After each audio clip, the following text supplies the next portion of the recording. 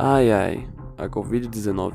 Para algumas pessoas, um monstro que dizimou famílias, causou caos na sociedade e quebrou a economia mundial. Mas, para algumas pessoas, apenas uma gripezinha. Mas espera aí, calma lá. Eu não vim aqui falar sobre geografia ou sequer política. Não. Eu vim falar aqui sobre como nosso corpo age com a Covid-19, ou melhor, do nosso sistema imunitário. Então, se acomode na cadeira, venha comigo, porque hoje o tema do nosso grupo é... Opa, bem-vindo de volta. Meu nome é João Lucas, matrícula 2020-18340, a pessoa que vos apresenta este trabalho por enquanto. O grupo é composto pela Giovana Fernandes, de matrícula 2020-67935, a Giovana Gadelha, de matrícula 2020-18449 e a Camila Carolina, de matrícula 2000-15842. E o nosso professor, o Otávio Toledo. Eu não sei se ele vai gostar se eu colocar uma foto dele aqui, então é isso, professor. A ideia do vídeo não é deixar uma coisa tensa, porque falar de Covid já remete a as coisas tensas, porque não é quase 700 mil mortes no Brasil e milhões no mundo. Por isso que eu vou deixar uns elementos um pouco mais calmos aqui na tela, enquanto as meninas falam. E eu também quero prestar a minha homenagem a todas as vítimas com esse vídeo maravilhoso e informativo sobre como o nosso sistema ataca e consegue, pelo menos, fazer alguma coisa contra o Covid-19. Então é isso. Camila, eu passo a palavra para você. Por dentro da Covid-19, você conseguiria dizer sobre o funcionamento interno do patógeno que infectou o mundo? O nosso planeta pode abrigar milhares de coronavírus diferentes. 4 correspondem por muitos de nossos resfriados comum e 2 já foram gatilhos para surto de doença, como em 2002 e 2012. Em 2002, um coronavírus causou a síndrome respiratória aguda grave que matou mais de 700 pessoas ao redor do mundo, e ela se extinguiu após um ano.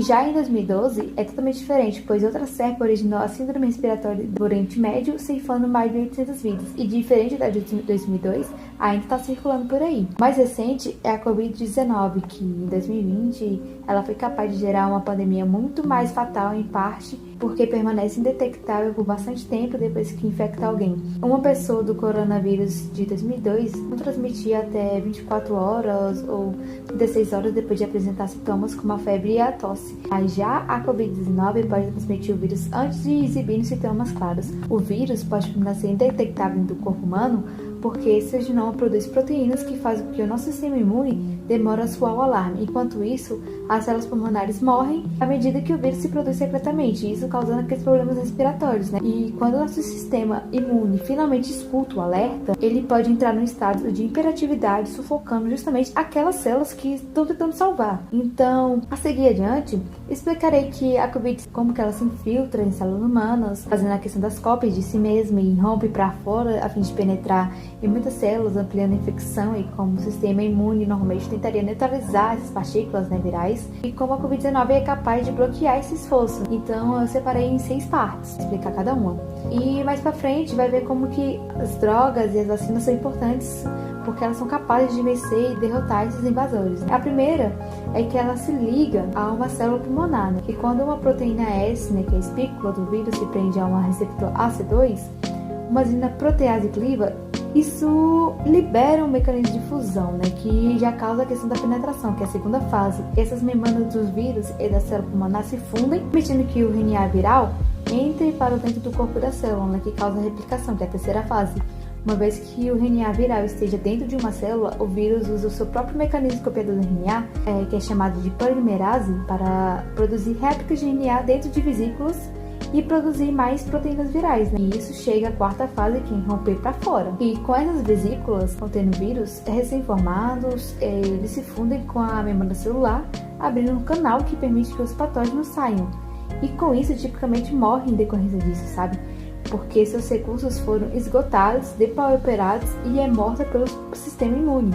E isso já gerando na 5, que é a medida de defesa do sistema imune, quando a infecção começa, e o sistema imune inato tenta imediatamente proteger as células pulmonares, e o sistema imune adaptativo se prepara para uma resposta bem maior. Com essas medidas, chega a medida defensiva do vírus. Ela emprega várias táticas para frustrar a resposta do sistema imune. Então, recapitulando, como é a invasão viral e a resposta imune? Uma partícula, né, da Covid entra no nosso nariz ou na boca e flutua nas vias aéreas respiratórias até esbarrar numa célula pulmonar. E o vírus se liga a essa célula, que se infiltra nela e usa o mecanismo da própria célula para ajudar a fazer cópia de si mesmo.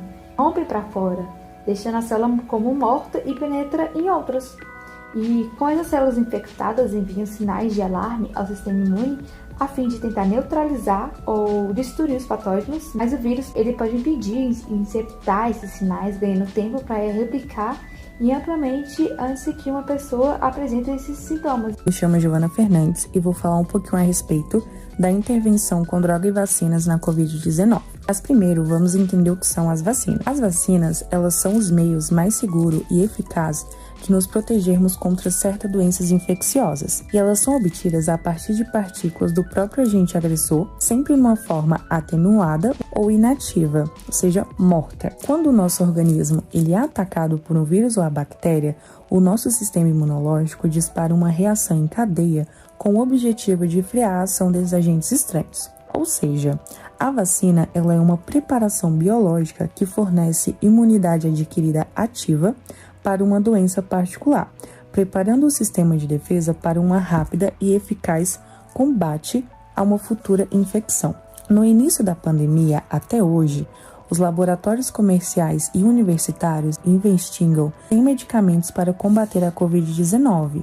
A maioria dos fármacos não destruir o vírus diretamente, mas ele interfere o suficiente para impedir que o sistema imune do corpo combata e neutralize a infecção. As drogas antivirais geralmente impedem o vírus de se ligar a uma célula pulmonar, incapacitando um patógeno de se reproduzir caso ele consiga invadir uma célula ou atenua uma reação exagerada do sistema imune.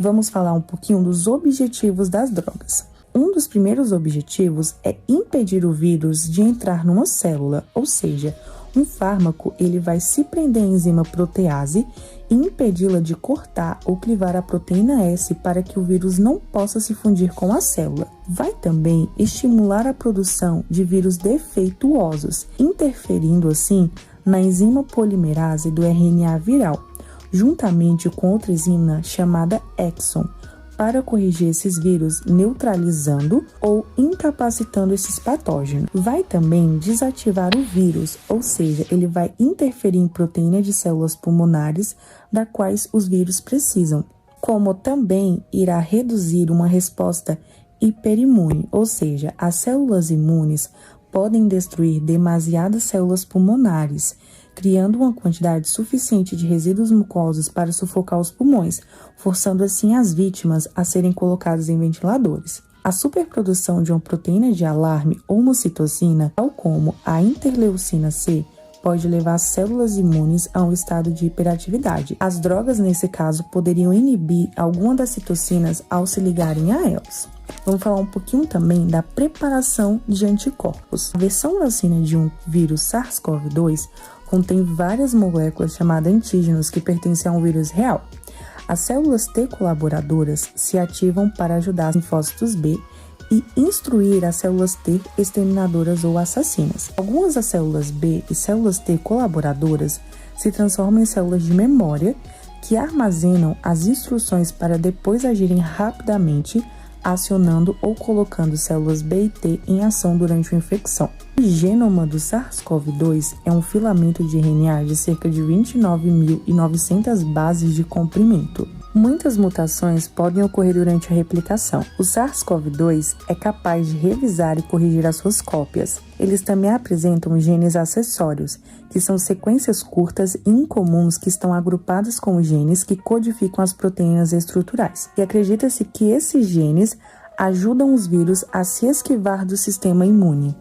Eu sou Giovana Gadelha e vou falar sobre o tratamento da Covid-19. O tratamento eficaz é o uso de coquetéis, ou seja, a combinação de 2 ou mais medicamentos que visam combater uma função diferente do vírus. A Anvisa já aprovou diversos medicamentos para o tratamento da Covid, como o Evusheld, que é um coquetel de anticorpos desenvolvidos pela AstraZeneca, e ele está sendo estudado para a possibilidade de ser incorporado no SUS e com alguns grupos hospitalares. O Regdamvimab é um anticorpo monoclonal e possui estoque no país. A Baricitinib é um inibidor seletivo da Eli Lilly e está avançado para ser disponibilizado pelo SUS.